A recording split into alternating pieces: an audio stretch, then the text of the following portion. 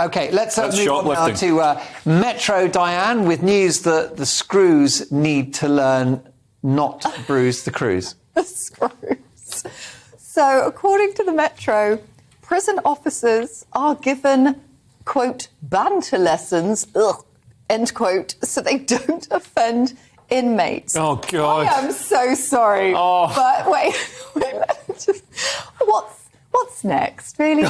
Joke writing, basket weaving, shall we all learn to dance in a circle? This is nuts. Like, OK, so there's a 1,000 capacity prison and, there were 51 complaints. Let me just put that in perspective. That's 5% of the prison population complained about the conversations that they were having with staff. And so now they have to have a banter workshop because you can't take the mick out of the football team someone supports. Oh, my God.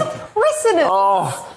And it's just conversation. And what now, prisoners? What? It's not like they're a bunch of delicate people, like sat around doing sort of embroidery and then sort of... I'm disappointed they're not just, like, going around, like, beating them up with truncheons. Instead, it's like, you know, I would actually be... It's prison. You're supposed to have a bad time. It's not supposed to be a fun place where people care about your feelings. If you want people to care about your feelings, maybe don't hurt their feelings by stealing their TV. How about that for a concept? Well, you know, prisoners are notoriously tight-arsed, aren't they? Partly because there's half a pound of... You don't want it to fall out. Yeah. And a mobile phone. But look, I mean, this is... It feels like April Fool's Day, this story, doesn't it? It's absolute nonsense. And, you know, and it's a continuation of the sort of war on fun, this war on banter. And banter is, you know, healthy. I hate using the word banter. It's so sort of naff. But it's very reductive. It's very reductive. But the banter is what breaks down barriers between people and helps people get on and get through the day. And now you've got, you know, all this sort of feelings legislation and feelings rules. And we even saw... So Posey Parker, the gender-critical feminist, was visited at home by the police, and they said she'd been untoward to paedophiles. And it's like, surely, if there's people you're allowed to be untoward to, it's paedophiles and inmates in a prison. You know what I mean? Come on. Can we not just bring the old days back? Just the good bits from the old days? I'm not saying we should only have 3 TV channels, but we can at least be untoward to paedophiles, and prison inmates can have a bad time. Well, the extreme nadir of wokeism is to actually say, oh, paedophiles must be respected for their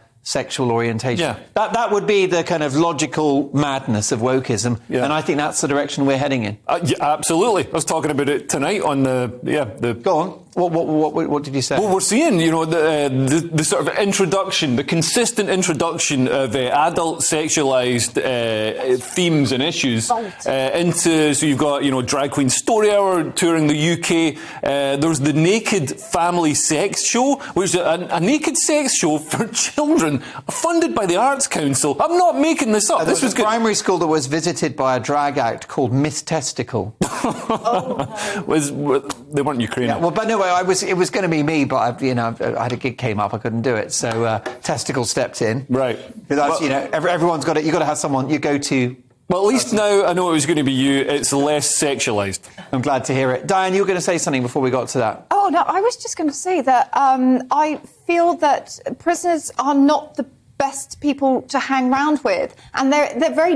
It's difficult being in a prison, and I am for rehabilitation. I think that our prison system is broken, but I think that sending the staff, like telling the staff off for trying to make the day pass a little bit easier, their jobs are not easy. Yeah. And like it's like blaming the blame on the staff because they're having a little bit of a joke with the prisoners, and 5% complain. 5% is not enough to make a change. I'm sorry, no. And it's removing the incentive to become a prison officer. I'd love to be a prison officer, you know, walking down all the rows of bars, banging my truncheon off them. Oh, you know, God. just like...